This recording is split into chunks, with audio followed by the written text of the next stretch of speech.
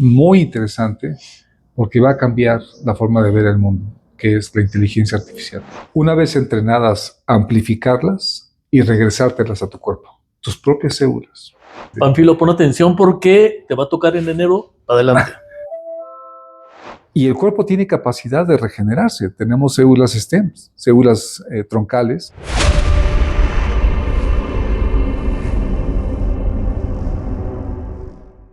Buenas tardes, amigos. Ya estamos en nuestro último programa de 2024.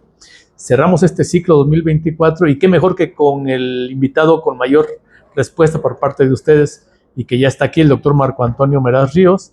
Él es egresado de la carrera de QFB de la FES Cuautitlán, generación 79-83. Hizo maestría en ciencias del Departamento de Biología Molecular en Simvestab del 85 al 87. El doctorado en ciencias en ese mismo departamento del 87 al 90 y un postdoctorado en la Washington University School of Medicine en San Luis, Missouri, Estados Unidos, del 90 al 95. Actualmente es investigador Simvestab 3D en el Departamento de Biología Molecular. No hablaré más de su experiencia porque la verdad es que, ya saben ustedes, es bastante extensa y aparte ya estuvo en un programa con nosotros aquí donde nos habló de enfermedad de Alzheimer y de Parkinson. Les voy a dejar el link aquí arribita para que si lo quieren ver nuevamente, vayan, métanse al programa y vuélvanlo a ver, estuvo muy interesante. Y como ya mencioné, fue el programa más visto y con más comentarios, pero quedaron algunas dudas y las personas que nos ven por este medio quisieran saber más sobre estos padecimientos y si se puede, sobre otras enfermedades que tienen que ver con las enfermedades neurodegenerativas, que tienen que ver con la vejez, vamos a decirlo así, con la tercera edad, con cosas que pueden irnos pegando un poquito y que nos preocupa a todos los que ya estamos o ya llegamos, o estamos por llegar, o de todos modos tenemos algún pariente que puede tener un padecimiento de ese tipo. Buenas tardes, Marco Antonio, bienvenido. Un placer, como siempre, de verdad, Oscar, muchas gracias. Me da mucho gusto que la gente se haya interesado por este tema y sobre todo por el tema de las enfermedades crónico-degenerativas, que está asociada al envejecimiento, obviamente. Bueno, me gustaría que empezáramos con... por ahí quedaron algunas preguntas que ya no te dio tiempo o te aburriste de contestar porque fueron muchísimas, pero hay algunas preguntas que quedaron pendientes. Me gustaría que empezáramos con eso, ¿te parece? Me parece muy bien. Bueno, hay una pregunta de América, que es esposa de un maestro tuyo, de Jesús, que ya falleció por una enfermedad también neurodegenerativa. Ella preguntó qué tipo de pruebas se deben realizar para el diagnóstico temprano de Alzheimer y Parkinson. De hecho, hay algunas pruebas que ya empezaron a aparecer después de varias investigaciones para las personas que tienen la sospecha, ¿no?, de tener un padecimiento de tipo Alzheimer o de Parkinson. Y es que ahora ya existen una serie de marcadores moleculares que ayudan a identificar si la persona está desarrollando estos marcadores moleculares asociados a la enfermedad. Entonces se pueden hacer estudios de imagenología, que son los que tienen esta ventaja de poder identificar cómo, si se están depositando estas estructuras que son proteicas dentro del cerebro de las personas. O bien se pueden hacer estudios de biología molecular tratando de identificar la presencia de estos marcadores bioquímicos que están asociados a la enfermedad. Ok, ya hay forma, ¿no? Ya hay forma, efectivamente. Patricia Patiño preguntó, ¿en Parkinson es pérdida de movilidad total? Se llega a presentar una pérdida completa de la movilidad, pero es más un proceso también de demencia. O sea, las personas van perdiendo la conciencia y van perdiendo su capacidad.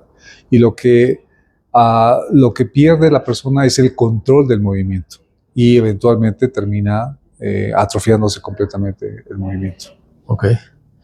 Claudia Uscanga comentó que tiene una hija de 33 años diagnosticada con probable paraplegia espástica hereditaria y quiere saber cómo ayudarla para que su padecimiento o su enfermedad no siga avanzando. Bueno, lamentablemente en este tipo de padecimientos la persona termina prácticamente inmóvil. Entonces ahí tiene que estar con fisioterapeutas y un buen neurólogo que le identifique qué fármacos le pueden ayudar a ella, pero obviamente con el tratamiento complementario de la fisioterapia. Sufre un poquito de espasmos o de crecimiento muscular sin razón, ¿verdad? Uh-huh. María Justina preguntó, ¿un paciente con Parkinson puede comer alimentos dulces? Sí, o sea, no está contraindicado Claro, tiene que estar en este control de que no sea en exceso, ¿no? Pero probar el dulce no hay ningún Que problema. no lo agarre como, Así es. como una manda. Katy Montalvo sobre TE, que es temblor esencial. ¿Tienes algún comentario? Bueno, todos este tipo de problemas neurológicos definitivamente tienen diferentes etiologías. De hecho, muchas enfermedades terminan con problemas de tipo epiléptico, con problemas de tipo Parkinson, aunque a veces no es Parkinson como tal, sino parkinsonismo. Y lo recomendable es que vayan a ver a un neurólogo que les haga las pruebas o que le mande a hacer las pruebas adecuadas para saber cuál es la verdadera etiología de la enfermedad. Ok. María Félix Valdés. Y sobre la enfermedad de los Altos de Jalisco, ¿puede abundar un poco?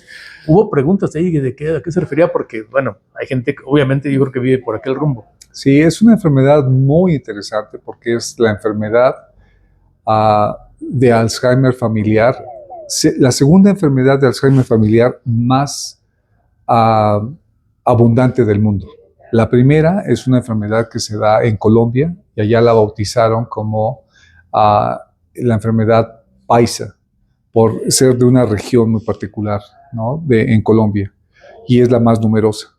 Pero la segunda más numerosa en el mundo es la enfermedad de Alzheimer familiar denominada mutación Jalisco, o la enfermedad de Alzheimer Jalisco. Y es una mutación en un gen que se llama el gen de la presenilina 1. Y es un cambio de una alanina en la posición 431 por un ácido glutámico. Y esta enfermedad es muy interesante porque los individuos pueden desarrollar dos patologías. O bien un problema cognitivo completo, casi el 50%, la gente termina con demencia, o bien un problema motor. Se les paralizan las extremidades inferiores, que se conoce como paraparesis espástica. Y estas personas desafortunadamente terminan con problemas locomotores muy severos. O sea, terminan en silla de ruedas y eventualmente fallecen como paros respiratorios. ¿Y qué tiene que ver la zona de los Altos? Pues resulta que ahí se concentró, fue una mutación que vino desde Europa y generó un efecto que nosotros conocemos en genética como efecto fundador. El individuo con la mutación transmitió la mutación a la población y se crearon muchas familias con la mutación. Y desafortunadamente se implantó ese efecto en los Altos de Jalisco. Fíjate, y cuando nos fuimos de paseo con el joven, andábamos por ahí y nos gustaron las chamacas de ahí, por poco nos afortunadamente no nos trajimos a ninguna muchacha de allá, porque alguno de nuestros hijos pudiera haber tenido la mutación. Sí, imagínate. Bueno, estas son las preguntas que quedaron por ahí en el aire. Personalmente quiero hacer una mención a Silvia Balvarov, a Madavi Mancilla, Carmen Rodríguez, Lulú Hernández, Arlen Gómez, Rosalinda Hurtado, Fernando Moreno y Alicia Reves, no sé cómo se pronuncia su apellido. Y a todos los que nos ven y escuchan, quiero ofrecerles mis más sinceras disculpas. La verdad es que yo vi la grabación y la verdad sí te interrumpí varias veces, pero porque prometo no hacerlo, voy a tratar de evitarlo. La verdad es que el doctor sabe tanto que luego a veces ya está hablando, estoy pensando en la pregunta, que si lo dejo ir se me va la pregunta o se me va la manera de... Pero bueno, voy a tratar de hacerlo. Si se me escapa, bueno, me esforzaré de todos modos, ¿sale? Quiero comentarles también que desde el asador vamos a tener la receta con más likes, que fue ribeye envuelto en tuétanos. Te vas a dar un agasajo con esto ahora. Y con esto retomamos el tema que al parecer de muchos faltó tiempo y otras enfermedades por comentar, sobre todo las neurodegenerativas. Si estás de acuerdo, tocamos el tema, después comemos, ya te dije qué es lo que va a hacer, porque la receta está de rechupeta, al final lo pueden ver otra vez, la volví a hacer para que la vuelvan a revisar. Y en la segunda parte nos vamos a los avances de la medicina que nos llevan a la locura de la inmortalidad. Así es. Un tema que tú quisiste ponerle así por alguna razón, ahorita nos vas a explicar por qué le vamos a llamar así. Y sobre otras enfermedades que afectan al cerebro, platícanos sobre ellas. ¿Cuántas pueden asemejarse entre sí y cuáles son muy diferentes? Bueno, casi todas las enfermedades del cerebro terminan con un problema de demencia, ¿no? El Parkinson, el Huntington, el Alzheimer. Otras terminan con problemas motores, ¿no? La esclerosis lateral amiotrófica, la esclerosis múltiple, y otras terminan con disfunciones orgánicas en donde los individuos presentan cuadros psicóticos, ¿no? Paranoicos. Entonces, el cerebro es uno de los órganos más interesantes de nuestro cuerpo. Cuando una persona nace, cuando un niño nace, nuestro cerebro pesa aproximadamente 500 gramos. Y somos una especie que evolutivamente tenemos un cerebro que no está completamente cerrado, sino tenemos un cráneo que son las famosas fontanelas, que tienen que irse cerrando y creciendo para permitir que el cerebro, en el estado adulto, llegue a crecer hasta 1,5 kilogramos, o sea, 3 veces más. Entonces, todo el proceso de neurogénesis que se da desde la infancia hasta la edad adulta es maravilloso. Y cada una de las zonas de nuestro cerebro va funcionando de alguna manera. Por ejemplo, la última zona que se desarrolla en nuestro cerebro es la región prefrontal. Esa región prefrontal se termina desarrollando en la adolescencia. Y es muy común ver que los niños no tienen esta capacidad de predicción y los adolescentes, al no tenerla desarrollada también, es cuando hacemos más tonterías. ¿Por qué? Porque esa región prefrontal, al no estar totalmente desarrollada, bien mielinizada, bien estructurada, no tiene esta capacidad que tiene el humano de predecir. Nosotros podemos predecir. Es decir, tú sabes que si ves una escalera mal puesta, pues la tienes que acomodar bien porque si no te puedes caer y lastimar. El niño no lo ve. El adolescente empieza a verlo, pero su ímpetu es mayor. Y por eso ves a los adolescentes montados en una moto a 150 kilómetros por hora, porque no alcanzan a predecir todos los efectos y el accidente que pudiera tener si se descuida, si el piso está mojado, si está aceitado, etc. Entonces, nuestro cerebro va desarrollándose conforme nosotros vamos creciendo. Y una vez que ya está desarrollado, hemos descubierto, o los científicos han descubierto, cosas impresionantes. Hay una neurona que le llamaron la neurona de Jennifer Aniston, porque resulta... Es una actriz, ¿no? Es una actriz americana que fue novia de Brad Pitt. De Brad Pitt, efectivamente. Resulta que cuando le presentaron a esta persona cientos de fotografías y le conectaron una serie de dispositivos en el cerebro, solamente se prendía el dispositivo del cerebro cuando veía la fotografía de Jennifer Aniston. Y en diferentes posiciones, con diferente peinado, pero solamente ella. Lo que se descubrió después es que nosotros tenemos neuronas conceptuales. Es decir, que nosotros identificamos un concepto y se prende toda una circuitería especial en nuestro cerebro. Es decir, te puedo dar un ejemplo y para que la gente lo pueda entender. Si yo te digo caballo, tú tienes un concepto de caballo. No importa si el caballo es pinto, si es lechero, si es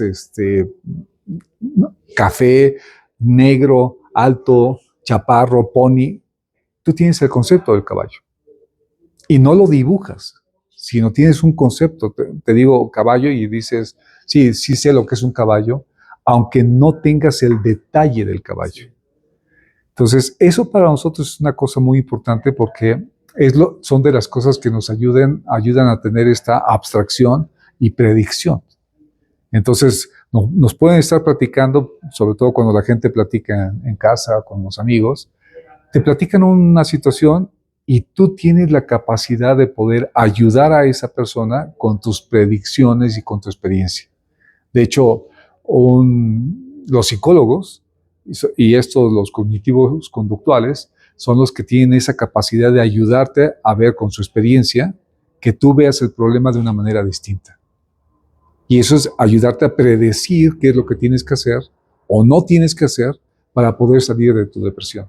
Y eso no haces otra cosa más que el juego de todos los neurotransmisores que tenemos en nuestro cerebro. Es decir, cuando nosotros nacemos, tenemos un juego de expresión de esos neurotransmisores.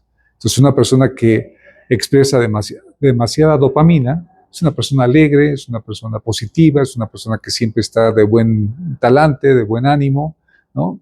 Y entonces mucha gente lo asocia a veces con el signo de zodiaco. No, es que todos los Sagitarios son extraordinariamente felices y siempre están ahí.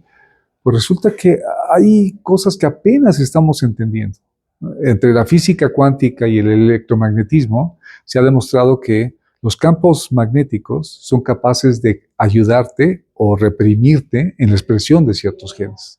Entonces ahora estamos tratando de integrar todas estas cuestiones electromagnéticas, de física cuántica, para poder entender cómo ayudan o no a nuestro cerebro a tener cierta predisposición a nuestra personalidad. Una persona que libera demasiada serotonina es una persona ansiosa, es una persona que está angustiada, que siempre está con esta hacer, ¿no? Y entonces tú le dices, oye, cálmate tantito. Y resulta que no puede. 3 minutos y vuelve. Y eso a veces es lo que nos pasa cuando tenemos un problema. El problema que tenemos se inserta en esta región, ¿no?, subconsciente, y lamentablemente induce a que nuestro cerebro empiece a liberar estos neurotransmisores. Esos neurotransmisores de angustia, de preocupación, que obligan a que te despiertes en la noche. Y como ya concentraste esa cantidad de neurotransmisores, no te puedes dormir. Y estás con ese latente, ¿no? Está todo el tiempo. O sea, y le das vuelta y te quieres dormir y vuelves otra vez a pensar en el mismo problema. De hecho, la mejor forma de aprender algo es no que te quedes estudiando toda la noche y que no duermas, sino todo lo contrario, que estudies y que te duermas, porque es en el sueño que el cerebro fortalece las interconexiones para el aprendizaje. Entonces, si nos están escuchando los televidentes y ven que su hijo se va a quedar toda la noche estudiando, que se quede un rato y que se duerma por lo menos 90 minutos. Los ciclos del sueño en nuestro cerebro son de aproximadamente, varían de persona a persona, de 80 a 95 minutos. Con 90 minutos que duermas profundo, cierras ese ciclo y entonces tu cerebro hace las interconexiones necesarias para que se genere la memoria.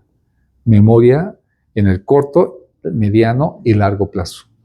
Entonces, cada que estamos conociendo más cómo funciona nuestro cerebro, no, de verdad que es sorprendente. Porque el cerebro no es el mismo en todas las partes que nos conforman. Sí. No es lo mismo la corteza, no es lo mismo el subínculo, no es lo mismo el hipotálamo, no es lo mismo el cuerpo calloso. Cada región está constituida por diferentes tipos de células y cada una de ellas tiene sus funciones. Y tienen el control de todo nuestro organismo. No solamente el de pensar y el de los movimientos voluntarios, sino todos los órganos que se están rigiendo de manera involuntaria.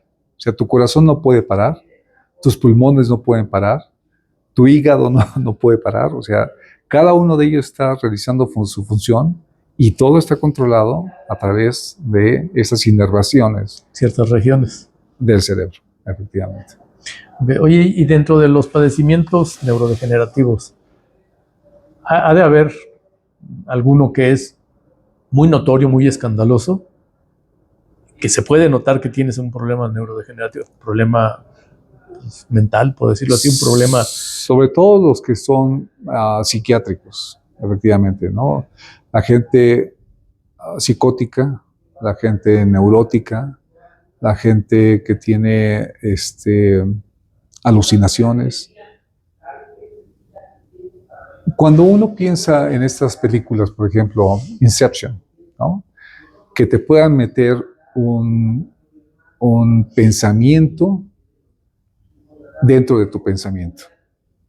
Una pregunta es, ¿qué tanto?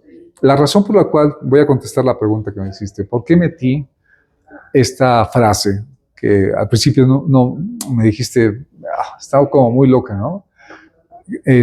Sobre la inmortalidad, ¿no? La locura de la inmortalidad. Resulta que una vez que tenemos conciencia de que nos vamos a morir, esa es la única verdad que tenemos. Nadie va a durar para siempre. Y nos vamos a morir. ¿Cuál es nuestro tiempo de vida? Bueno, si regresamos a la humanidad hace 70,000 años, la vida media, o sea, el tiempo de vida de un humano, Homo sapiens, no era arriba de 30 años, ¿no? ¿Por qué? Porque entre las enfermedades, las infecciones Los riesgos. y los riesgos de vida entre los diferentes individuos, en 30 años, si el que vivía 30 años ya era un sabio y había vivido bastante bien.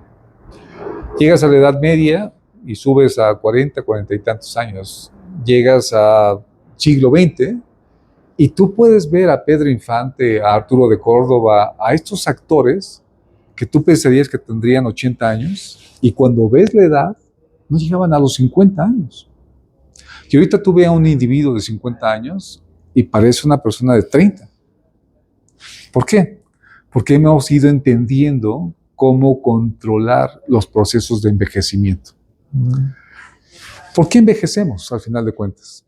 Pues resulta, o sea, ya vamos entendiendo un poco más, que las células que se deberían de morir en nuestros órganos, en nuestra piel, en todo nuestro cuerpo, deciden no morirse.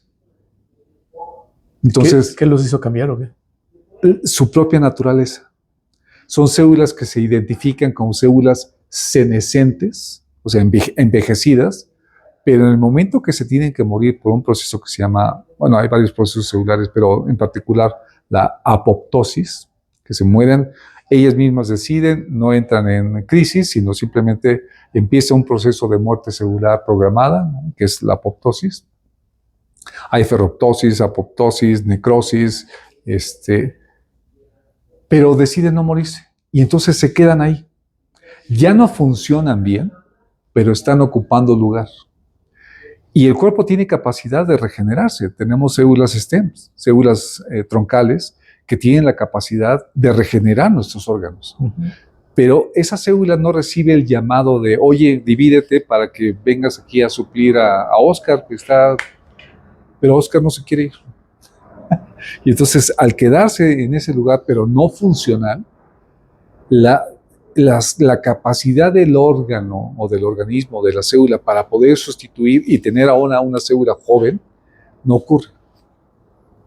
Y entonces, en ciencia se encontraron unos compuestos que se conocen como senolíticos, que eso sí le dicen a la célula que no se quiere morir, que ya está senescente, te tienes que morir. Entonces ahorita ya están apareciendo compañías que están ofreciendo este tipo de tratamientos. Todavía están en etapa muy experimental, pero en el caso de animales que envejecen muy rápidamente, al ser tratados con estos senolíticos, resulta que les vuelve a salir pelo, les vuelve a... Sí, o sea, vuelven a tener el pelo negro y mostrar evidencias de rejuvenecimiento. Claro, los ratones es muy diferente del humano, son especies que tienen casi la misma estructura genética, se conocen como singénicos, porque se cruzan entre hermanos, por lo menos 20 generaciones, al grado que terminan con un genoma casi idéntico entre toda esa línea de ratoncitos. Entonces, claro, hacer que cambien, pues es muy fácil. Nosotros tenemos una variabilidad genética enorme que nos da un beneficio también. ¿Por qué? Porque en este momento si llegara un virus y nos diezmara a todos, en realidad no ocurriría porque todos somos genéticamente muy diferentes. Unos responden de manera diferente que otros, ¿no? Así es. O son más sensibles. Y ahora como se descubrieron las células madre y los exosomas de las células madre, que son vesículas que estas células liberan, resulta que tienen la capacidad de regenerar.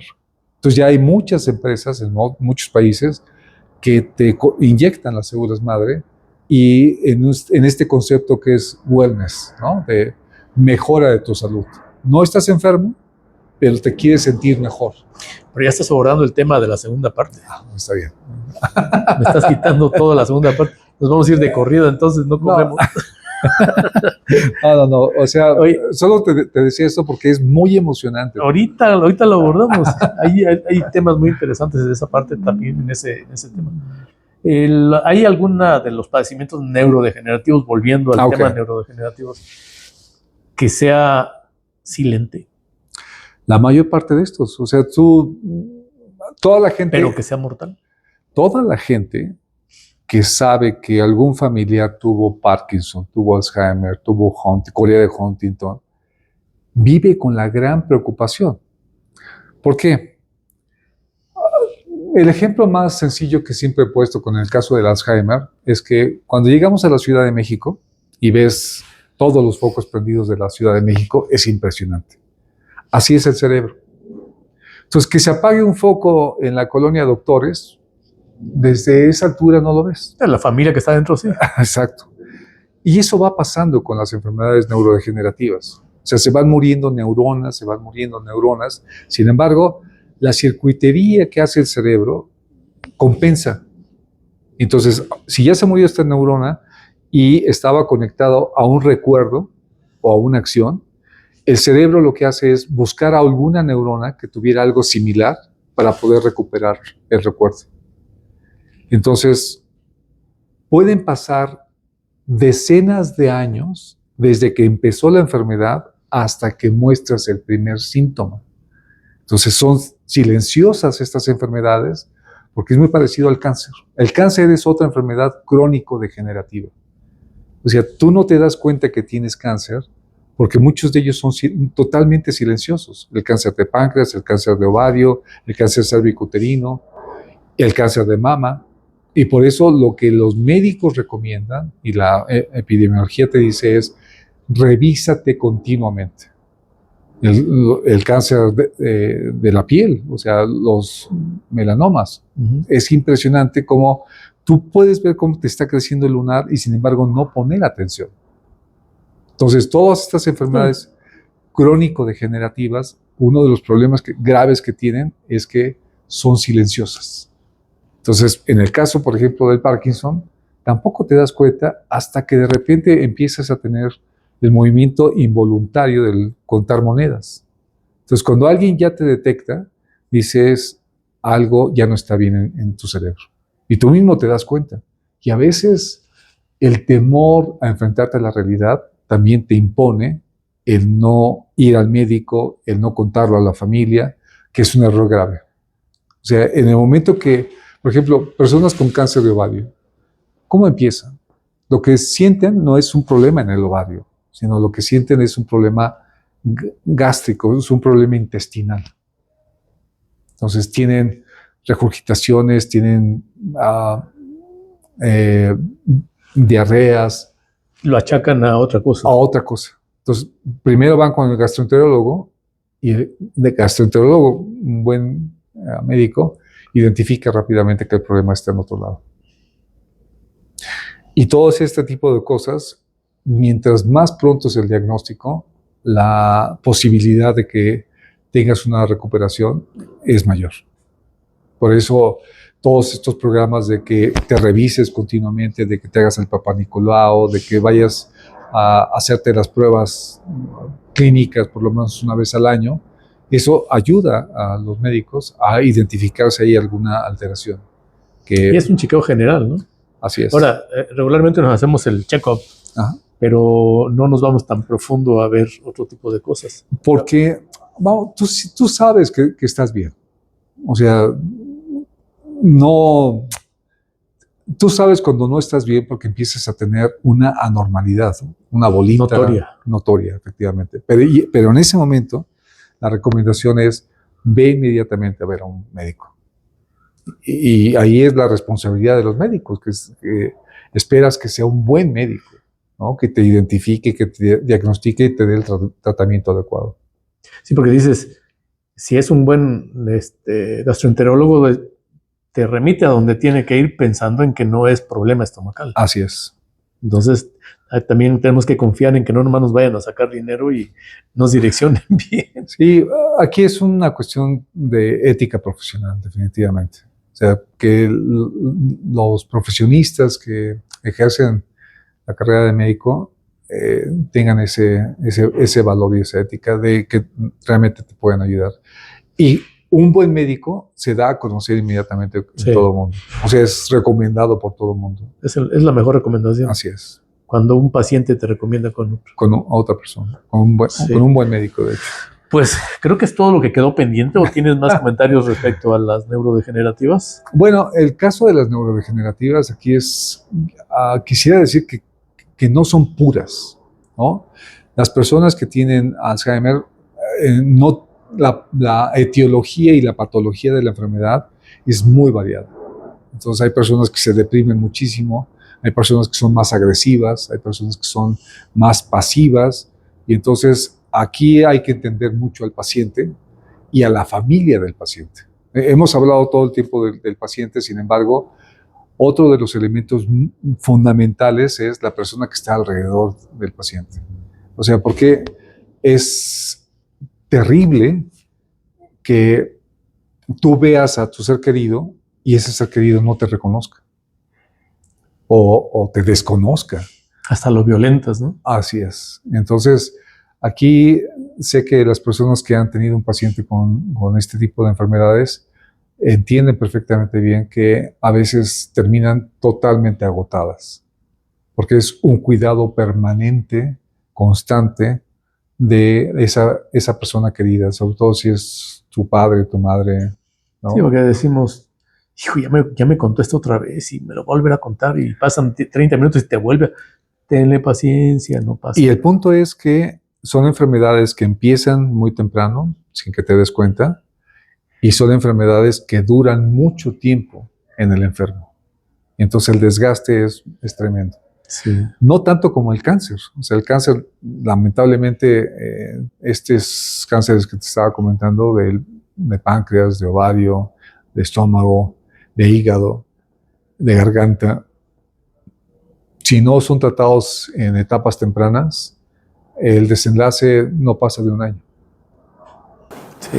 Sí, lo he vivido con tíos. Y afortunadamente ya hay también tratamientos novedosísimos, o sea, de entrenar al sistema inmune, de fármacos dirigidos específicamente contra las células cancerosas, contra un cierto tipo de cáncer, porque ya se han identificado. Eso lo vemos en la segunda parte. Está bien. Todos los tratamientos. Sí.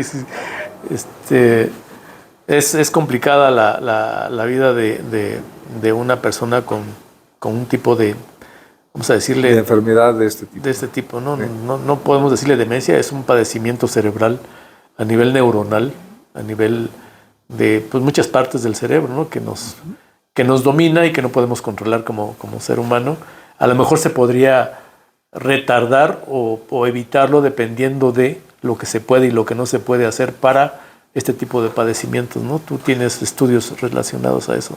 Sí, definitivamente. Por ejemplo, en el laboratorio hemos estado intentando ahora hacer un tratamiento con exosomas y con células madre en modelos animales de Alzheimer, y los hallazgos son muy prometedores. Es impresionante cómo estas células que no hemos entendido y caracterizado totalmente tienen la capacidad de regenerar el cerebro y devolverle la capacidad cognitiva a los animales, al menos en los ensayos que tenemos. Muy bien. Pues bien, amigos, amigas, denle like a este programa también, mándenos con muchos de sus amigos, o sea, compartan mucho. Esto es la forma de que podemos continuar con el programa. Viene una etapa, un ciclo 2025 que promete mucho. Vamos a hablar de los estados, vamos a traer algunos platillos de cada estado, vamos a hablar del origen de esos. Para eso nos va a ayudar mucho Pánfilo, que ahorita tiene mucho frío, no va a interactuar hoy con nosotros. Solo quería decirles que vamos a tener un invitado que nos va a ayudar a participar y a actuar con ustedes también para que nos explique qué cosa de cada platillo, algunas cosas de cada estado para que conozcamos. Así que si tienen ustedes alguna propuesta de su estado, mándenlo, nos va a ayudar mucho. Ya tengo por ahí como 20 platillos de diferentes estados, pero bueno, es lo que he investigado. Me gustaría que fuera un poquito más específico, si nos pueden ayudar. Este platillo ya lo presentamos en abril con Luis Guillermo. Fue un platillo que tuvo también mucha respuesta de parte de la gente. Muchos ya me dijeron, oye, ya reproduje tu platillo del ribeye envuelto en tuétanos, es una maravilla, que no sé qué. Entonces quisimos agasajar aquí al doctor Marco, con esta comida, que nos comentó en la entrevista de junio que le encanta comer carne, que eres muy carnívoro. Entonces vamos a ver qué le parece esta comida al doctor. Nos vamos a comer, Acuérdense, activen la campanita, suscríbanse, denle like. Y aquí regresamos ahorita. Vamos, nos van a ver comer un ratito y regresamos. Salud, Marco. Salud, Oscar. Placer.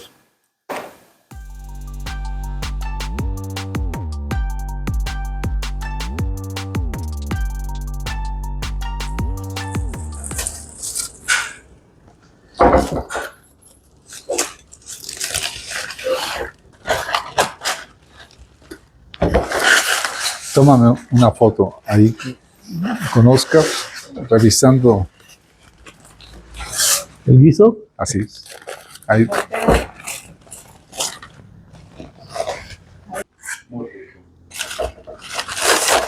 ¿Me das eso para no chorrear la mesa? ¿Eh? ¡Wow! ¡Ah! Deja tomarle una foto. Espérame, déjale quito los...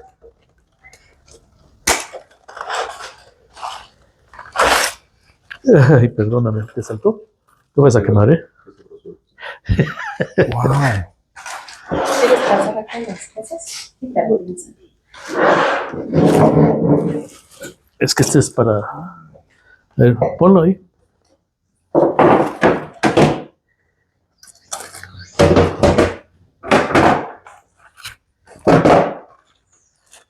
O sea, envuelves la carne con los tuétanos. Sí. Pero se llama ribeye envuelto en tuétanos. Mira todo lo que escurrió.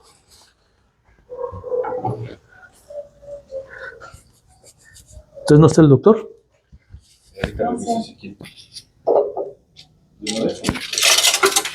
Pues, claro que se fue por su carro. ¿Qué chinacos hizo?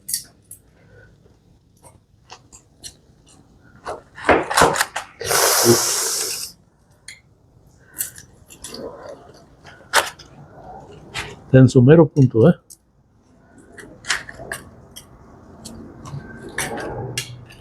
¡Wow! Sí.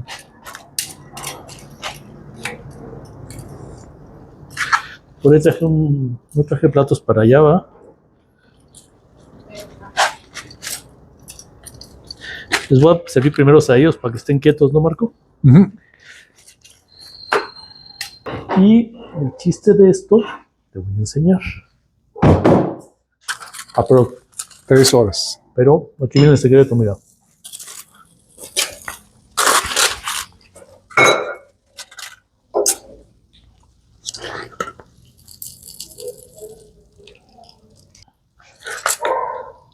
Oh.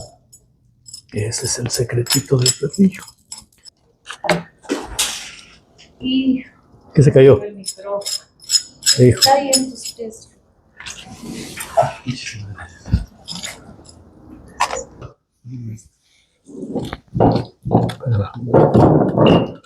Te da falta sacar el otro. ¿Sí estaban los dos arriba?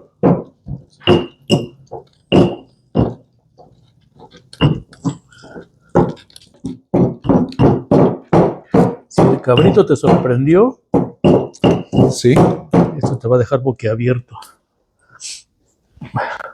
¿No? ¿Quieres que le dé una pasadita o así jugosita te gusta? A mí me gusta jugosa. Perfecto. Uy, no parte la masa. No, así, ¿verdad? Si te lo comes. No, pero para que no le cueste trabajo más. No le cuesta trabajo. Debo ser lo que...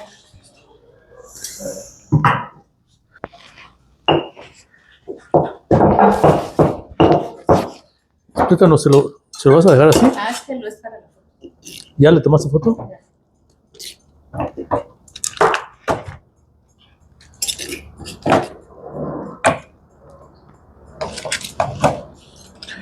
Tanto yo. Esta. A ver, ahí para que agarres tu... Sí, si quieres. ¿Vas a querer tortilla o no? Sí. Sí, porque con el tuétano. ¿Qué? Con el tuétano. Le da un sabor.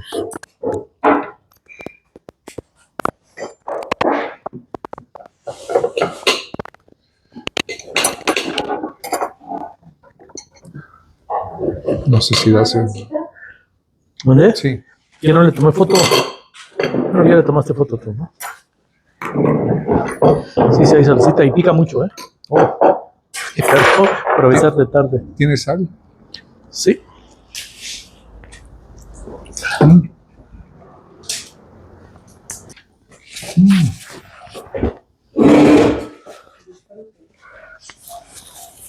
¿Te ofrezco algo o con el vino? ¿Sí? Qué rica está, ¿eh? Tenías toda la razón. Eso. Es que los cortes para que te los hagan como te lo imaginas, nunca. Exacto. Me lo imagino así, llega.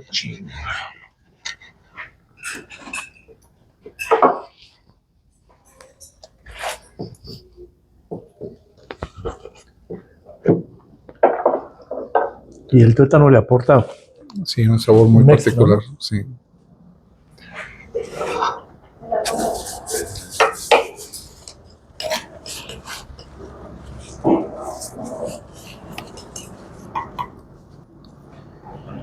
¿Quieres probarlo? Un taquito. Ya, no tienes hambre. Ah. Mm.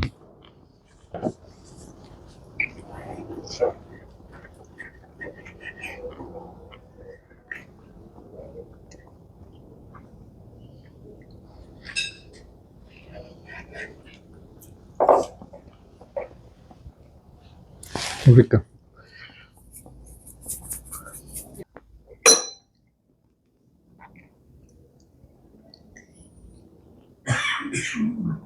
Iba a poner verduras, pero dije, apenas vamos a poder con la carne.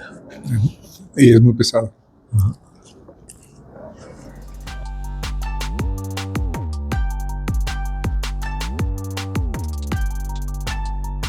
Continuamos con la entrevista aquí con el doctor Marco Antonio Meraz Ríos.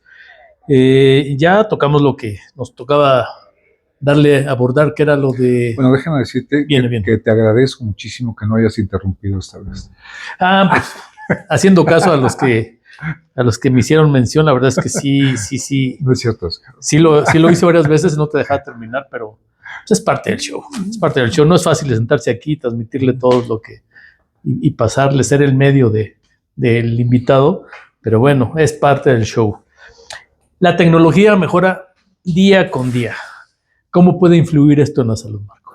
Bueno, es definitiva. Si tú revisas la cantidad de medicamentos que hay ahora para tratar enfermedades específicas, es impresionante. Están los medicamentos de siempre, pero incluso esos medicamentos que llevan ya décadas, se le han encontrado nuevas funciones para enfermedades muy específicas. Entonces, incluso se conoce como la reestructuración o planteamiento del uso de un medicamento para tratar enfermedades específicas. Como investigación. Y ya para tratarlas, de hecho. O sea, antes utilizadas, por ejemplo, algunos antimaláricos, o sea, contra el paludismo, y resulta que ahora esos antimaláricos se descubrió que tienen propiedades para inmunomodular la respuesta inmune, ¿no? O modular la respuesta inmune.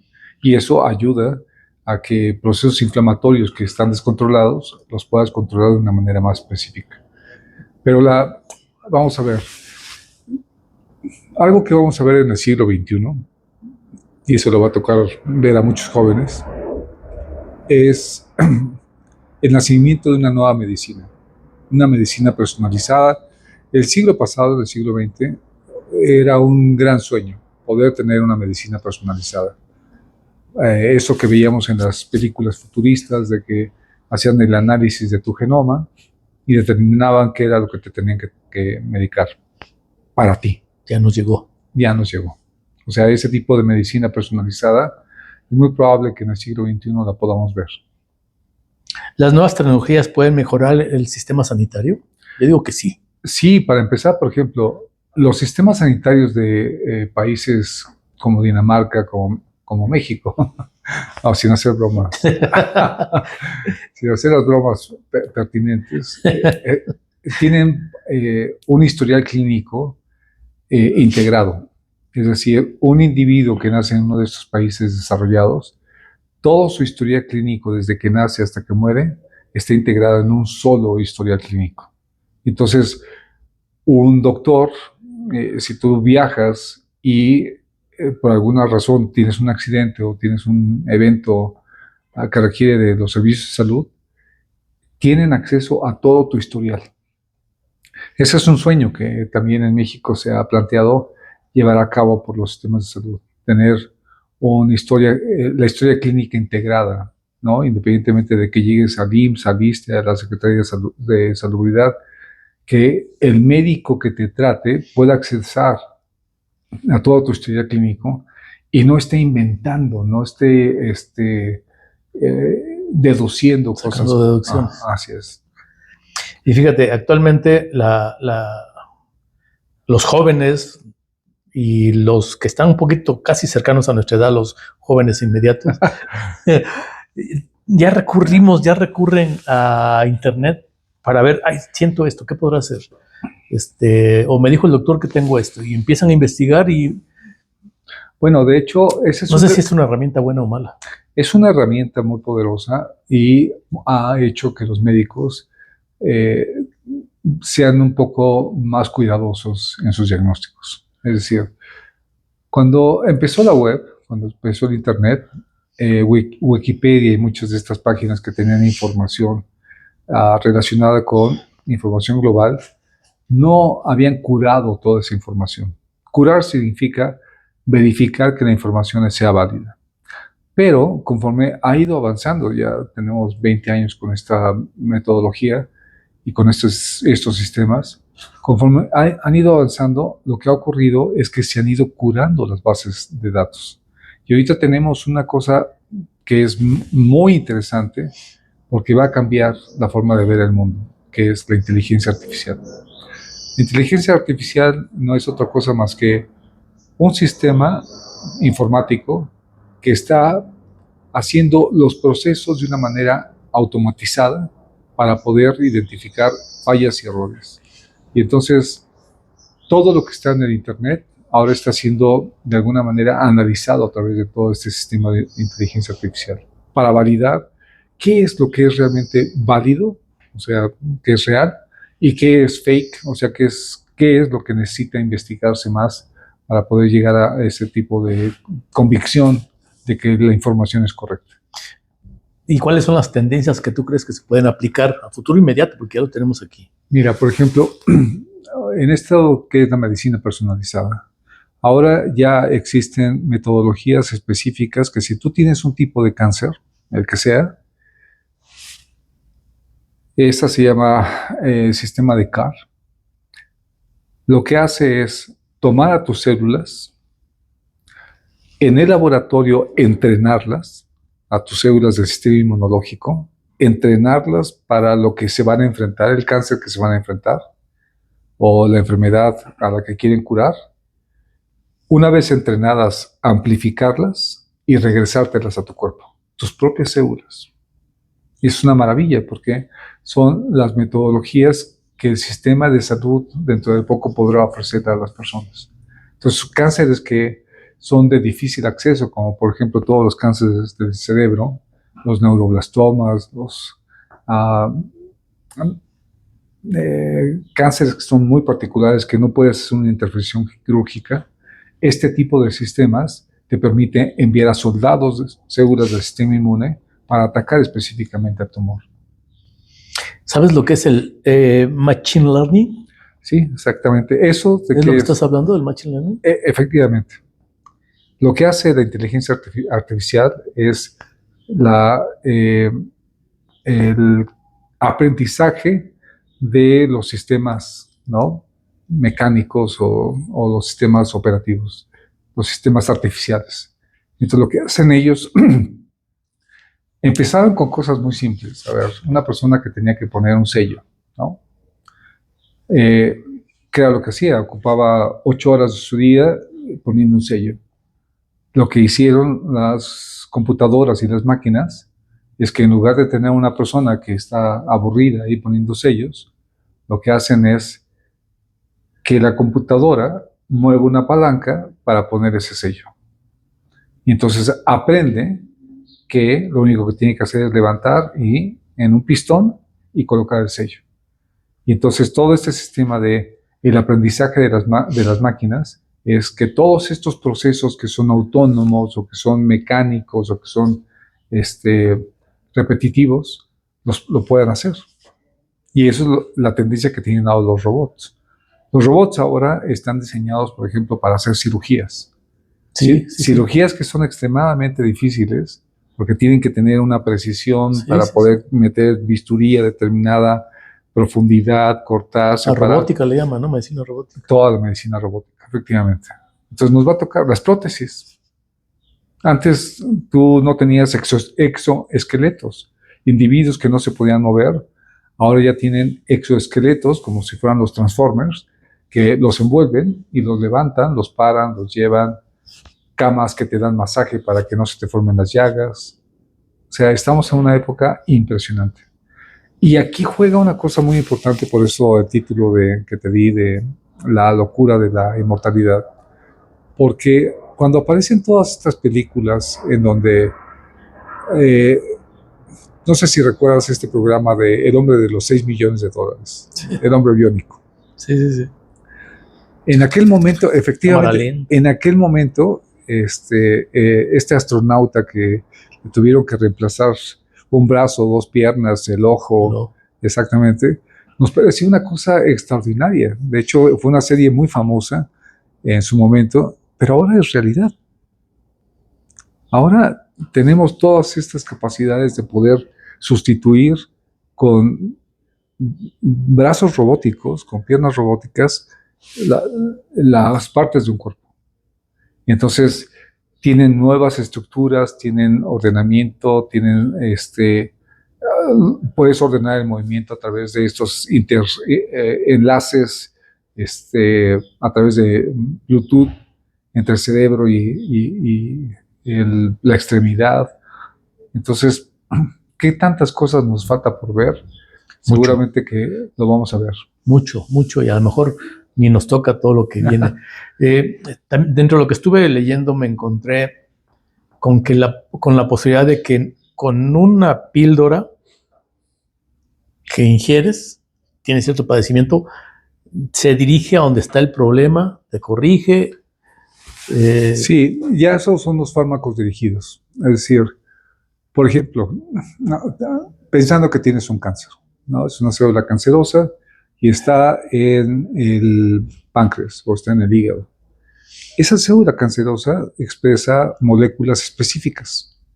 Entonces, lo que hemos encontrado desde el punto de vista científico es que al medicamento lo envuelves con la molécula que va a ir a reconocer a la molécula de la célula cancerosa. Entonces, lo inyectas al cuerpo, o no es que te lo tomes, porque pasaría otros procesos, pero sí lo inyectas, y esa molécula o ese fármaco, revestido con una cápsula, viaja hasta el lugar donde están las células cancerosas, y una vez que llega ahí se detiene, porque ahí tiene su receptor. Y ahí, una vez que ya lo detienen, entonces libera el fármaco para poder curarte. ¿Es parte de la locura? Es parte de la locura de la inmortalidad. A ver, lo de la inmortalidad es, ya que estamos hablando de las enfermedades crónico-degenerativas, lo que te puedo decir es que la mayor parte de nosotros nos empezamos a enfermar después de los 50 años. Y tú no preguntaría, ¿por qué? ¿Por qué después de los 50 años aparecen los cánceres, aparecen las enfermedades crónico-degenerativas? Es justamente por esas células que no se quieren morir. Como esa célula no se quiere morir, esa célula se empieza a transformar, empieza a tener cambios en su genoma y de repente esos cambios le provocan que mute, son mutaciones, alteraciones que terminan haciendo que esa célula, en lugar de que se haya muerto, se transforme en una célula cancerosa. Si el sistema inmune la detecta, el sistema inmune va a acabar con ella y ahí se acaba el problema. Pero si esta célula, además, si es inteligente y empieza a liberar factores que distraigan al sistema inmune y logra sobrepasar y se empieza a dividir, entonces tienes un problema que eventualmente se transformará en un cáncer. Entonces, el punto es, para poder lograr ser inmortal, lo que tienes que hacer primero es ir eliminando estas células que no se quieren morir, que se van a transformar y que van a provocar daños. Daño. Ahora, todas estas enfermedades crónico-degenerativas, como los problemas cardiovasculares, los problemas en piel, los problemas metabólicos, se van generando por todas estas células que dejan de funcionar adecuadamente. Entonces, mientras eres joven, tu cuerpo compensa muchas de las cosas. Entonces, estas células no son muchas, no están haciendo las cosas bien, pero las demás que sí están sanas y están haciendo las cosas bien compensan, ¿no? No se nota. Y ya no te terminé esa historia del Alzheimer cuando yo lo veo. Cuando se apaga un foco, no lo ves. Se apaga una calle, no lo ves todavía. Vienes en el avión y ves. Pero ya cuando se apaga una colonia, o ya cuando se apaga una delegación, entonces sí ya notas el cambio. El cambio. Y ahí es cuando empiezan los síntomas, ya se notan los síntomas. Sí, esa metáfora nos comentaste en el programa anterior. Así es. Y sí, relacionándolo con lo que dices del cerebro, pues es muy notorio, ¿no? Pero mucho de esto tiene que ver también, entiendo que se degeneran las células, pero también las maltratamos en nuestra formación. La alimentación tiene mucho que ver. La otra enfermedad que también se están haciendo muchos logros es la diabetes. Claro. Hay dos tipos de diabetes. Una diabetes juvenil, que es provocada por el sistema inmunológico, ataca las células beta de Langerhans en el páncreas, y entonces no produce insulina. Ahí la gente es dependiente de la insulina. Y la otra es la diabetes tipo 2, la diabetes mellitus tipo 2, en donde tú vives normal, pero de repente empiezas a tener problemas para que tus células capten la glucosa. Y si la glucosa no es ingerida por las células en realidad están en ayuno y entran, o sea, todos tus órganos entran en conflicto. Y ahí se han encontrado una cantidad de medicamentos que incrementan los niveles de los receptores que captan a la glucosa, mejoran los procesos de metabolismo de la glucosa, etcétera, etcétera. Y se ha avanzado muchísimo. Hace 50 años, si a una persona le diagnosticaban diabetes, era un sinónimo de muerte en 3, 4 años. Sí. Hoy a una persona que le diagnostican diabetes puede tener una vida perfecta y normal. ¿Por qué? Porque todos estos ya hay más control. Hay mucho más control, efectivamente. Y antes no. ¿Tienes diabetes? Ya valí porque todo lo que como me provoca daño, ¿no? Y así es. Pero ahora no, ahora ya todos estos, la pregunta que me decías, ¿qué tan eficiente ha sido la investigación y el desarrollo tecnológico para tratar las enfermedades? La diabetes es un ejemplo clarísimo, ¿no? El decir inteligencia artificial y machine learning, ¿es lo mismo o son dos cosas que van hacia lo mismo? Son dos cosas que van hacia lo mismo. O sea, la inteligencia artificial tú lo puedes ver que no solamente está en la cuestión de la salud, ¿no? La inteligencia artificial es prácticamente a todos los procesos. Tú ahorita, por ejemplo, le puedes pedir a cualquiera de estas páginas que tienen inteligencia artificial que te escriban un texto, que te escriban un artículo, que te busquen y te simplifiquen todo lo que es referente a un tema, ¿no? Y en el caso del Machine Learning, lo que hace la máquina es ir aprendiendo mejor de los procesos. Haz de cuenta, desarrollaste un proceso para atender a los individuos que van a sacar ahorita la licencia, ¿no? Permanente.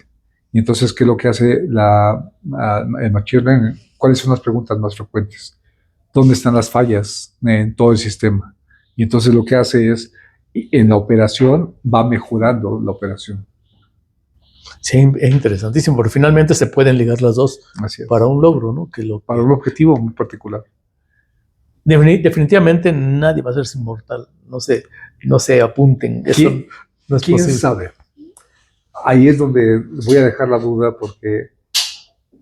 Ya no veas ese programa. ¿Cómo se llama ese programa? No, déjame decirte lo que te decía hace un momento. Cuando nosotros como especie, se calcula que el Homo sapiens, cuando surgió como especie, no éramos más de 20,000 personas.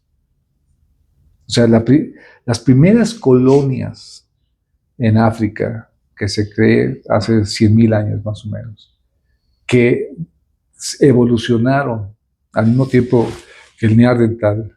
Nosotros, el Homo sapiens, evolucionamos. Había nada más 20,000 personas y estuvimos a punto de desaparecer. ¿Qué nos salvó? Nuestra inteligencia, la capacidad de dominar el fuego.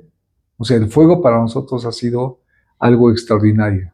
Una vez que aprendimos a cocinar nuestros alimentos, como lo que acabas de hacer, que quedó delicioso, ayudamos a que nuestro cerebro evolucionara. Si tú comes la carne cruda, no tienes una gran capacidad para asimilar todos los aminoácidos, porque no tenemos la capacidad de digerir completamente la carne. Pero si la cocinas, entonces la desnaturalizas previamente y todos esos aminoácidos que conforman la carne, ahora ya los puedes asimilar. Y tú dirías, aminoácidos de la carne, ¿por qué son importantes? No, los vegetarianos sobreviven perfectamente bien. Pues resulta que no. Resulta que no es así tan simple. El contenido de ciertos aminoácidos en la carne, como el triptófano, la tirosina, son muy importantes porque son los factores que se requieren para la formación de los neurotransmisores. Entonces, a un niño que no le das proteínas en los primeros 5 años de vida, no le ayuda a que se desarrolle su cerebro adecuadamente y que desarrolle toda la inteligencia potencial que tiene. Por eso es muy importante que los niños tomen la leche, tomen el huevo, coman carne, o sea, que tengan una dieta balanceada, rica en proteína animal. ¿Y la proteína vegetal no hace lo mismo? Al final de cuentas es proteína, pero la cantidad, el porcentaje de aminoácidos, estos aminoácidos esenciales que son sustrato para la formación de los neurotransmisores en el cerebro, está más disminuida. Entonces, 50 gramos de proteína te equivaldrían a, no sé, 1 kilo de soya. Eso me lleva a una pregunta, pero antes que lo digas algo.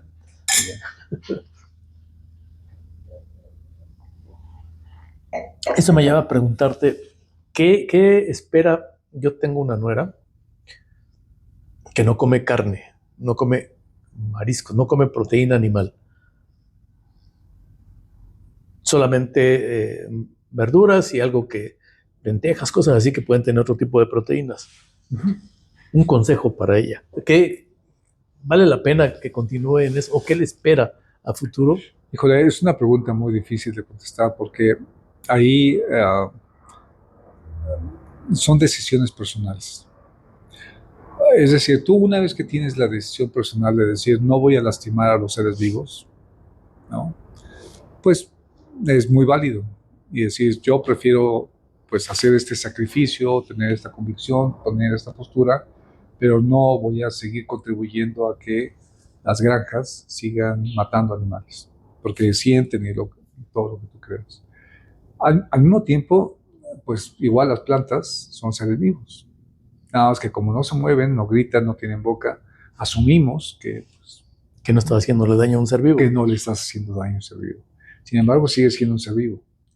Es decir, evolutivamente nosotros formamos parte de todo ese proceso de evolución, no nos escapamos. El tiburón se tiene que comer a los otros peces y el elefante se tiene que comer, ¿no?, lo que se tiene que comer. Ahora, que ellos desarrollaron una serie de enzimas que les permiten ser herbívoros, pues está bien, pero al final de cuentas se tienen que alimentar de materia orgánica. Nosotros nos comemos prácticamente todo. ¿Por qué? Porque aprendimos a sobrevivir a través de eso. Uno puede hablar de la comida prehispánica y cuando ves la historia, pues en realidad aprendimos a comer gusanos, grillos, lo que fuera, porque estuvimos sitiados años. Y entonces al final de cuentas tienes que comer absolutamente todo. Y creamos, ¿no?, pues a comer los gusanos de maguey, los escamoles. Todo lo que se mueva. Todo lo que, viscoso, pero sabroso. Todo lo que tenga proteína, efectivamente. Panfilo, pon atención porque te va a tocar en enero, adelante. Claro, y tú ves los escargoles de los franceses, ¿no? O sea, los caracoles. pues igual tuvieron que encontrar la forma de poder sobrevivir a través de lo que sea. Terminas comiéndote la corteza de los árboles, ¿no? Y claro, tienen un tipo de carbohidratos que no son tan metabolizables como el almidón de las frutas y de las legumbres, pero al final de cuentas, pues tienen algo que puedes, con lo cual puedes alimentarte.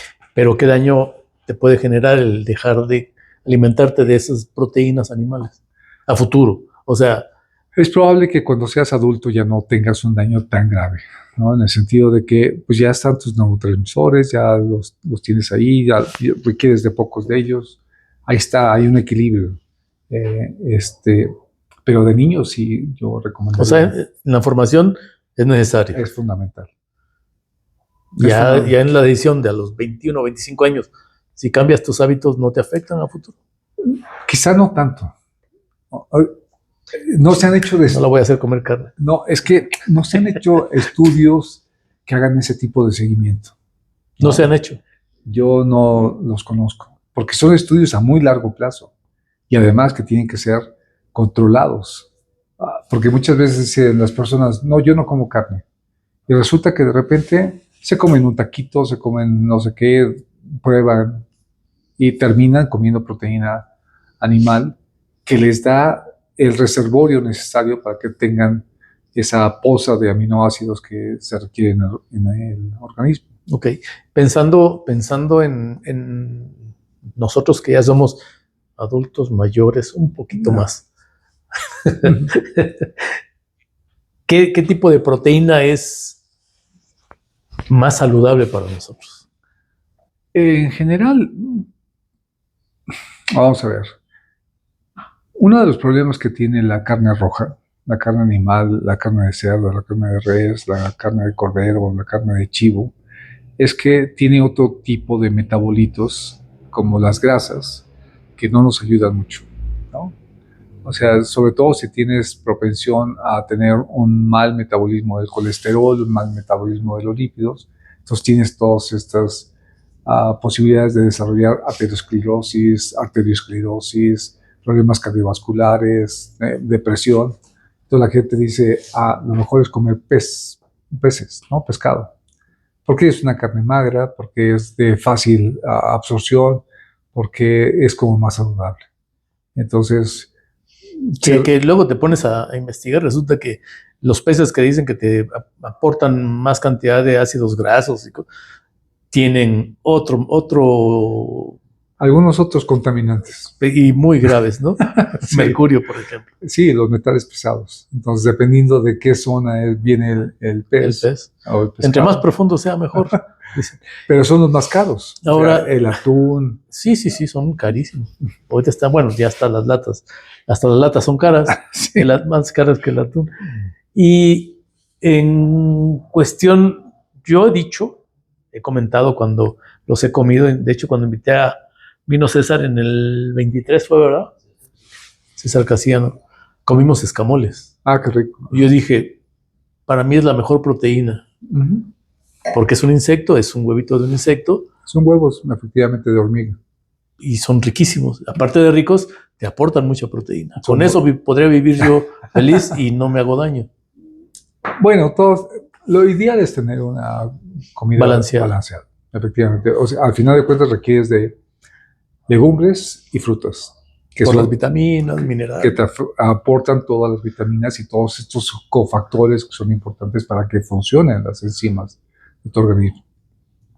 O sea, si tú comieras solamente proteína, en realidad, pues no sería una comida balanceada. No es una buena decisión. Entonces, como no te invité nada, llegando a tu casa te haces una buena ensalada. O me tomo una pastilla. Un suplemento, que también es otra, ¿no? Muchas cosas vienen ahí. Así es. Pero también no puedes exagerar. O sea, la gente a veces toma demasiadas vitaminas. Tú ves los cereales, todos tienen vitaminas, ¿no? Suplementados con vitaminas. Todo lo que no usamos, salvo las vitaminas liposolubles, esas se quedan en el organismo, pero todas las demás, esas se eliminan. Se desechan. Se desechan porque no las necesitas. ¿Qué más avances hay en la medicina pensando en que a lo mejor no nos haremos inmortales nosotros, ni nuestros hijos y nietos tampoco, pero que pueden ayudarlos a tener una mejor vida, más sanos, sin tanto problema, porque eso es tarea de la inteligencia. Y la inteligencia, ¿quién dota de todo eso a las máquinas? El ser humano, ¿no? Con tanta La información. información, sí, al final de cuentas la inteligencia artificial pues solamente puede operar cuando alguien la echa a andar, un ser humano. O sea, esta idea del Terminator y de que las computadoras van a tener el control del mundo y van a pensar y van a decidir que hay que eliminar a la raza humana, está muy, muy lejos. Pues es que eso lo que dices tú del hombre nuclear, Pero era algo que decíamos, no, eso no va a pasar. Pues ya está pasando. ya pasó, ya está ahí, pero es muy diferente en el sentido de que las personas que tienen sus prótesis no tienen la fuerza del hombre nuclear. No saltan 20 metros. Bueno, ahí también era un poquito de ficción. A eso es a lo que me refiero, de que al final lo que buscas o lo que se va a lograr es reproducir las cosas que necesitas, ¿no? Entonces, recuerdo que en una ocasión me tocó abanderar a la delegación de México en robótica. Eso ya fue hace como unos 10 años más o menos. Y el presidente de la Sociedad de Robótica Internacional lanzó un desafío. Así como en 1990 se lanzó el desafío de que se construyera un programa que le ganara al campeón de ajedrez. O sea, los primeros programas de ajedrez eran súper sencillos y tú terminabas ganándoles. Pero en la Sociedad de Robótica se lanzó el desafío, el reto, efectivamente, de crear un programa. Y en el 97, creo, 93 o 97, no recuerdo bien el año, se desarrolló un programa que le ganó a Kasparov. Y ahorita ¿Al ruso? Al ruso. Y ahorita los programas de ajedrez son mejores que cualquier jugador de ajedrez del mundo. Porque ya tiene una capacidad de analizar una sola jugada con las 20,000 posibilidades que tiene. Entonces ya es casi imposible que un humano les gane. Bueno, en esa ocasión, el reto que lanzaron fue el siguiente: que un equipo de robots le ganara al campeón mundial de fútbol en el campo. Entonces, el reto sigue ahí. Y no dudes que dentro de poco tengamos a androides jugando en el campo con las habilidades de Ronaldo, de Messi, de Pelé, y que le ganen a los... O superiores, habilidades superiores. Superiores. Porque mezclan, a ver, quiero un jugador que tenga todas las habilidades en uno. Del mejor defensa, sí. del mejor lateral, todos los jugadores igualitos, medio, del mejor centro delantero, del mejor portero. Ese fue el reto. Y claro, cuando lo lanzaron fue impresionante. Entonces, el público tiene que quedarse maravillado de que ese es el tipo de preguntas o retos que a veces se hace la ciencia. Es como el reto de decir, vamos a ir a Marte. Nadie tiene idea de... Yo les digo, vengan. A Marte, no. Hacia planeta Marte. Marte. O sea, la complejidad que significa ir a otro planeta. Si algo sale mal, ¿te quedas? Los tripulantes ahí se quedan. Entonces, ¿qué es lo que han hecho hasta este momento? Han mandado a robots. Todos los robots que han mandado. Tripulando y todo. Así es, todo es desde la Tierra, porque estamos hablando de meses de viaje. Y una vez que llegas allá, no hay oxígeno, no hay alimento. Son meses. ¿Cuánto te tienes que llevar para poder sobrevivir? Entonces no dudo que todos estos avances ya hayan llevado agua, ya hayan llevado alimento y lo hayan dejado ahí. Y claro, lo único que te muestran son las fotos del cráter A, el cráter B, la parte no. Ahorita están emocionados porque están viendo la parte oscura de la Luna, por ejemplo. Y hay un programa de regresar a la Luna otra vez. No. Sí, es un poquito de tener temor, curiosidad y deseos de verlo, ¿no? Vamos a ver muchas cosas, definitivamente. O sea, hemos tenido mayor probabilidad de desafío de ir hacia afuera y no de ir hacia adentro. Por ejemplo, un gran reto es descubrir qué hay en el fondo de los océanos. Pero toda la gente que lo ha intentado, por ejemplo, lamentablemente el año antepasado, estas personas que murieron en la cápsula, ¿no? Que se Sí, implosionó. Eran varios, ¿no? Así es. Se implosionó y a esa presión se fundieron como gelatina. Sí. Desaparecieron en un instante. O sea, cuando conoces las leyes de los gases, sabes que a esa presión se desintegraron, efectivamente. Ni sintieron. Bueno, eso creo. Es complicado. Pero es bonita la ciencia. ¿Cuál es el país que más ha avanzado en esto de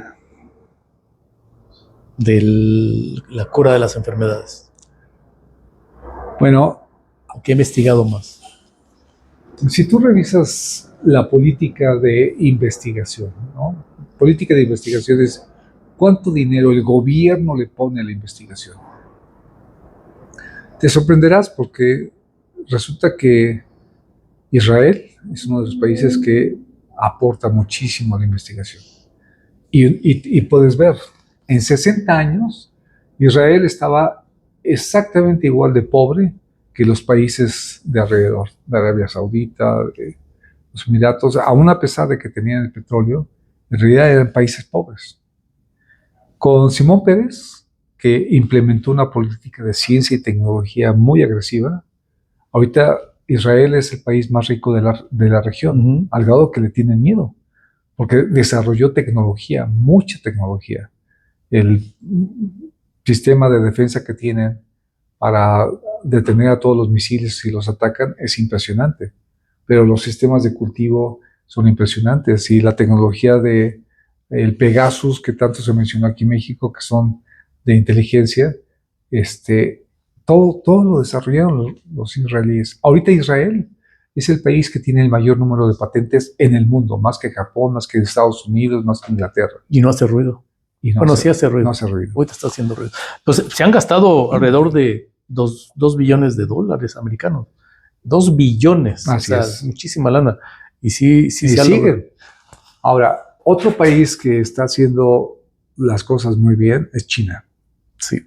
O sea, tecnología, sí. Uno pensaría que China siguen siendo sus pueblitos. Siguen haciendo cosillas baratas, malas, de mala calidad, pero en gran medida han desarrollado muy buena tecnología, de muy buena calidad en cuestión. Yo tengo colocado un equipo en Incán que es una maravilla, y ya todo el mundo va a visitarlo. Las dependencias, todo. Pues puedes dar chance de que yo vaya. Pues ve. Y nadie se atrevió a hacerlo. Ay, pero China sí. Efectivamente. O sea, y además exporta toda esa tecnología. Todo Sudamérica está endeudado con China. China, ¿qué fue lo que hizo? Les ofreció construir y reconstruir puentes, carreteras, edificios y llevarse toda su tecnología y toda su gente. Y, por ejemplo, Argentina está totalmente endeudado con China. Y son ese tipo de movimientos globales que nadie sabe que están ahí. Complejísimo. India es otro país que está también invirtiendo muchísimo en tecnología. La mayor parte, por ejemplo, de los productos para todos los fármacos se producen en China y en India. Ahora, China y Japón, en cuestión de tecnología, ¿qué diferencia hay en cuestión de la calidad? China mejoró muchísimo la calidad. Tú decías hace un rato, o sea, China tiene para vender a el comprador que sea, el comprador que pide barato y el comprador que pide caro. Muchos de los autos chinos de más lujosos tienen la calidad de un BMW, de un Mercedes-Benz y con la tecnología de superpunta. Sí. Y hay gente que ya paga ese tipo de... Y no son baratos. Y no son baratos. Nada baratos. Pues está interesante el tema, a ver si nos da la vida como para en un futuro muy lejano, nos vamos a ver. Yo solamente quiero decir que yo creo que en algún momento vamos a poder mejorar muchísimo todo nuestro sistema metabólico, genético, y que sí vamos a ir progresando en la expectativa de vida que tenemos y de una vida saludable, o sea, llegar a una vejez sin enfermedades y que cuando realmente se termine nuestro ciclo, quizás lleguemos a vivir 120, 150 años, pero sanamente. Y curar las incurables. Y curar las incurables. Que son las, pues, ay, te queremos dar algo que sé que ya se viene el fin de año. Ya me lo quitaron de aquí. No, es que no ocupo. Esto es para que te tomes tu bebida preferida, caliente en la mañana y fría en la tarde. Ah, fantástico. Muchísimas Porque gracias. puedes tomarte el café y en la tarde tu cerveza. Un recuerdito de... Muchas gracias. ¿No? Pues la verdad, felicitarte por el programa, es increíble.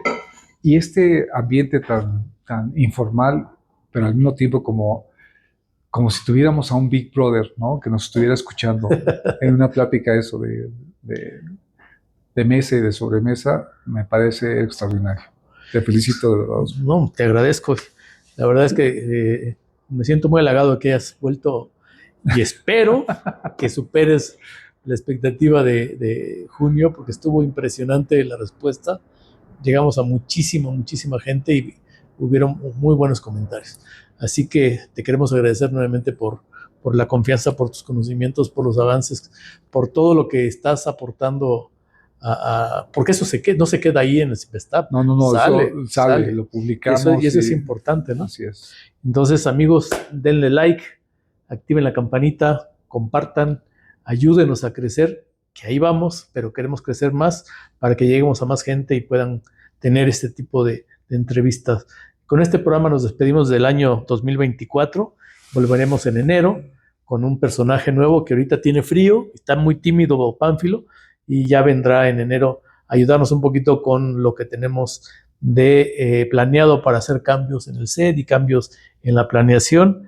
Y en enero tendremos, durante el año estuvimos tratando y promoviendo que entrara una psicóloga para que habláramos de las raíces del miedo, un poquito de que hablemos de los temores, de las fobias.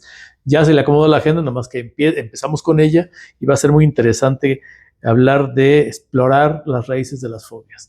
Así que denle like, nos vamos, continuamos con la receta, que es un poquito repetir lo que ya habíamos hecho en junio.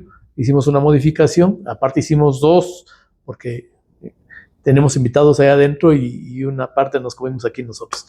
Así que nos vemos en enero. Muchas gracias, Marco, muchas gracias, Alejandra, muchas gracias, Rubén. Gracias a todos los que te hacen posible este programa y ojalá y sigamos creciendo.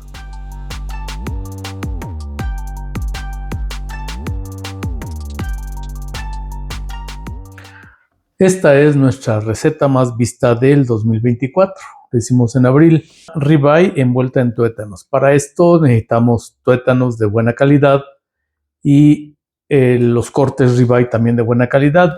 Yo escogí que fueran Angus, Black Angus, que son los que considero que no son tan cargados de grasa y tampoco tan magros, que le pueden aportar un buen sabor a nuestra receta.